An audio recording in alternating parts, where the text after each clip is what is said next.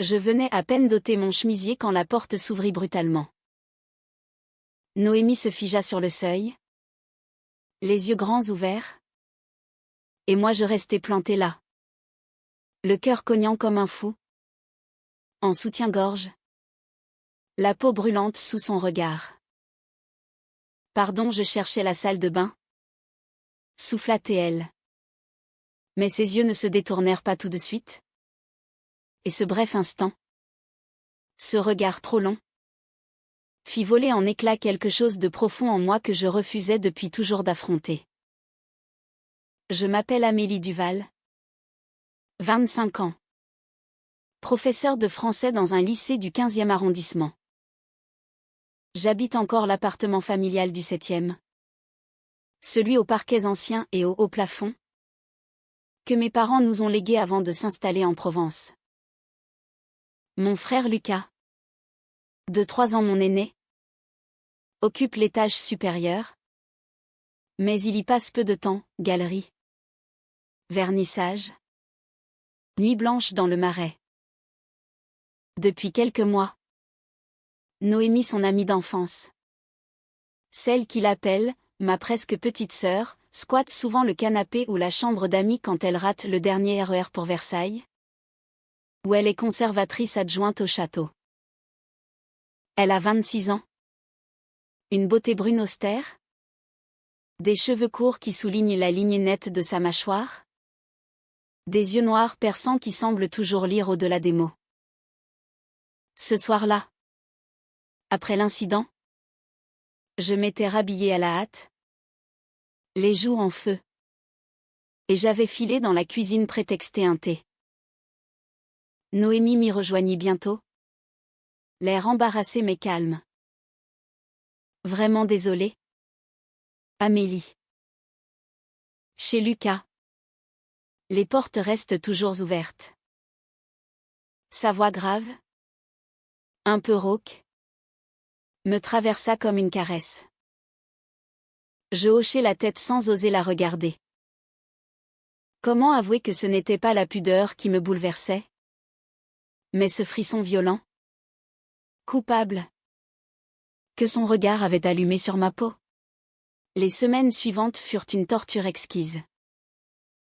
Noémie prolongeait ses séjours sous prétexte de travail tardif ou d'exposition avec Lucas. Je guettais le bruit de l'ascenseur, le claquement de ses talons dans l'escalier, ce parfum boisé et frais qui flottait derrière elle. Je m'attardais dans le salon, corrigeant des copies que je ne lisais plus, inventant 1000 raisons pour rester près d'elle. Lucas ne voyait rien.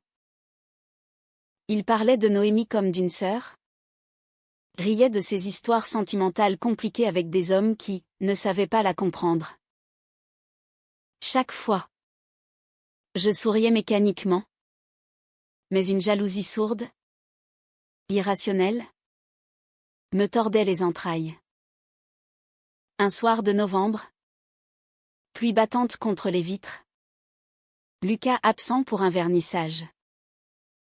Nous nous retrouvâmes seuls, une bouteille de Sancerre ouverte. Noémie parlait de son travail, des toiles qu'elle restaurait, de la fragilité des pigments sous ses doigts gantés.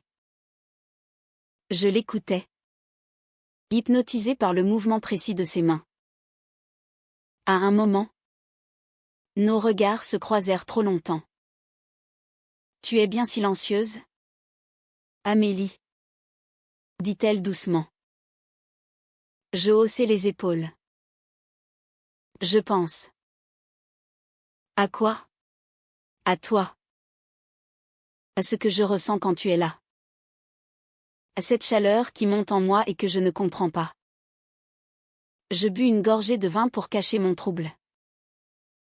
Puis il y eut cette soirée sur le balcon. Lucas recevait des amis. L'appartement vibrait de rire et de jazz.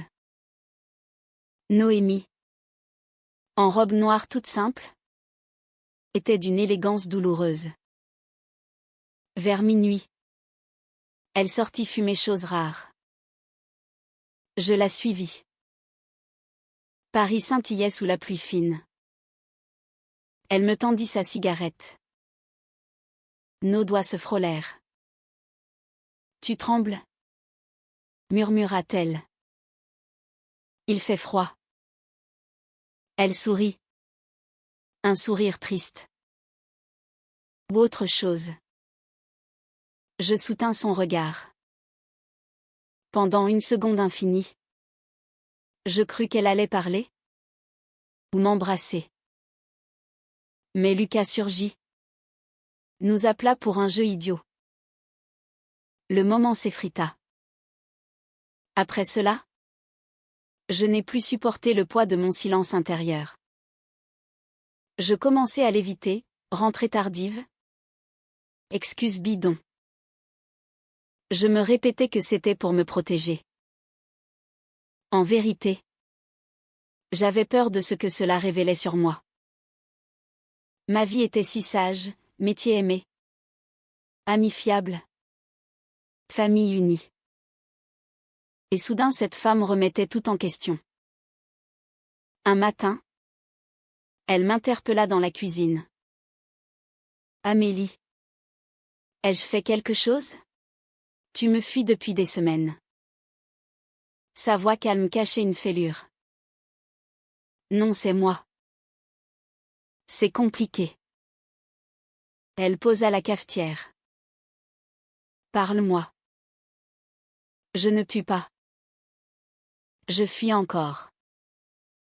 Lucas me coinça le lendemain. Qu'est-ce qui se passe avec Noémie?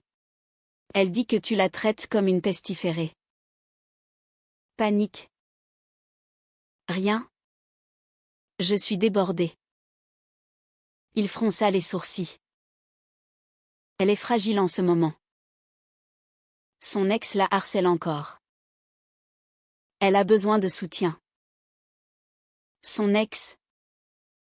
Un homme. Évidemment. La honte me submergea.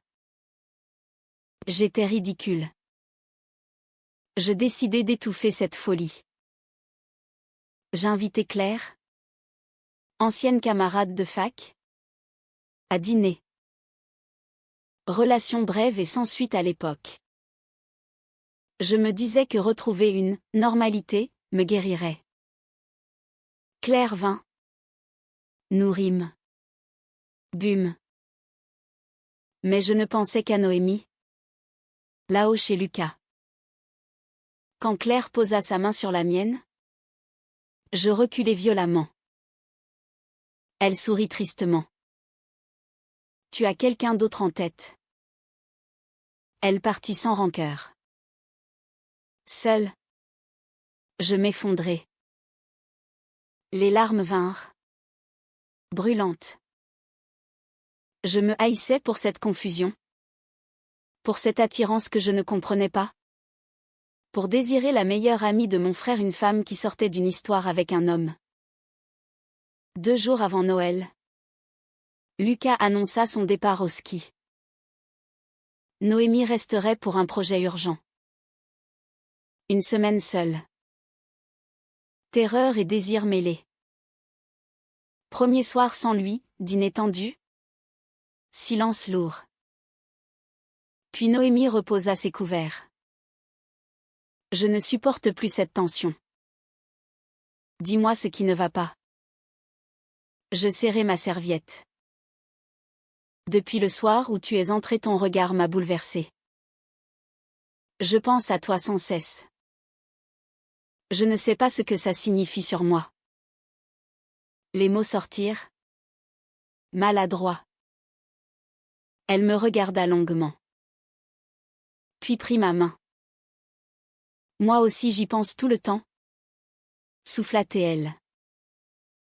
Mais j'ai peur. Peur de Lucas. Peur de moi. Son aveu me coupa le souffle. Nous restâmes là. Main dans la main. Puis elle se pencha.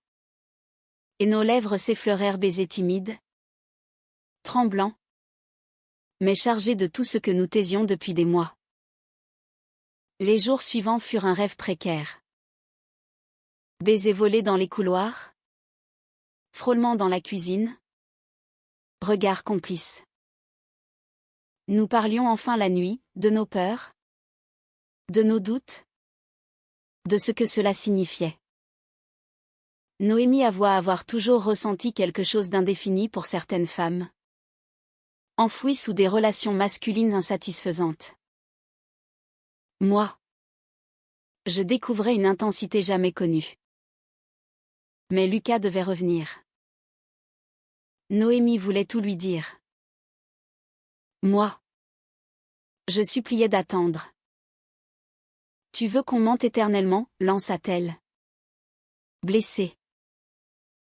J'ai besoin de temps. Pour être sûre. Elle me regarda avec douleur. Et moi? Amélie? Cette nuit-là? Elle dormit chez Lucas. Je restai seule. À me maudire. Le lendemain. Catastrophe. Je trouvai Noémie en larmes. Il sait. Il a vu un de tes messages sur mon téléphone. Le sang quitta mon visage. Lucas rentra. Livide. C'est vrai, demanda-t-il. J'acquiesçai. Il se tourna vers Noémie. Elle aussi. Ma sœur est ma meilleure amie? Dans mon dos? Vous m'avez trahi. Il claqua la porte. Disparut. Nous restâmes face aux débris. Noémie pleurait. Moi. Je me sentais monstre. Les jours suivants, silence glacial. Lucas dormait ailleurs. Noémie oscillait entre culpabilité et colère. Moi. Je me noyais dans la honte d'avoir brisé ma famille et découvert une part de moi au nid. Un soir. Lucas revint ivre. Il tambourina. Comment as-tu pu? Noémie, je l'ai toujours protégée. Et toi, je te croyais normal. Ce mot me lacéra. Je suis toujours moi. Lucas. Je t'aime. Mais j'aime aussi Noémie. Il partit. Furieux. Noémie recevait des appels de son ex. Elle refusait. Mais le doute grandissait. Un soir, peut-être que c'était une erreur. Peut-être que je ne suis pas faite pour ça. Je fus dévastée. La peur qu'elle retourne à une vie, simple, me rongeait. Réveillon de Noël, seul. Tension. Après dîner. J'ai besoin de réfléchir. Je pars chez mes parents quelques jours. Je la suppliai. En vain. Elle fit sa valise. Baiser sur le front. Porte qui claque. Vide immense. Janvier, néant. Lucas et moi cohabitions comme fantômes. Noémie, silence total. Je supprimai son numéro pour ne pas supplier. Tout me la rappelait. Je me haïssais d'avoir cru l'amour invincible. Fin janvier. Lettre manuscrite. Amélie. J'ai fui pour comprendre. J'ai revu mon ex une fois. Pour clore. Je lui ai dit que quelqu'un m'avait révélé à moi-même. Ce quelqu'un. C'est toi. Je suis terrifiée. Mais je sais que c'est réel. Je veux essayer. Vraiment. Si tu veux encore de moi. Je reviens. Noémie. Larmes de soulagement. Je montrai la lettre à Lucas. Il lut. Soupira. Je ne comprends pas tout. Je suis encore en colère. Mais tu es ma sœur. Si vous êtes heureuse, je finirai par accepter. Étreinte maladroite. Début de paix. Noémie revint un soir de février pluvieux. Je l'attendais. Baiser sous la pluie. Sans cachette. Lucas nous vit. Ne détourna pas les yeux. Nous prîmes un appartement à Belleville. Lucas vint dîner. Tendus mais présents. Il plaisanta même sur ses 2 sœurs. Aujourd'hui, nous vivons ensemble.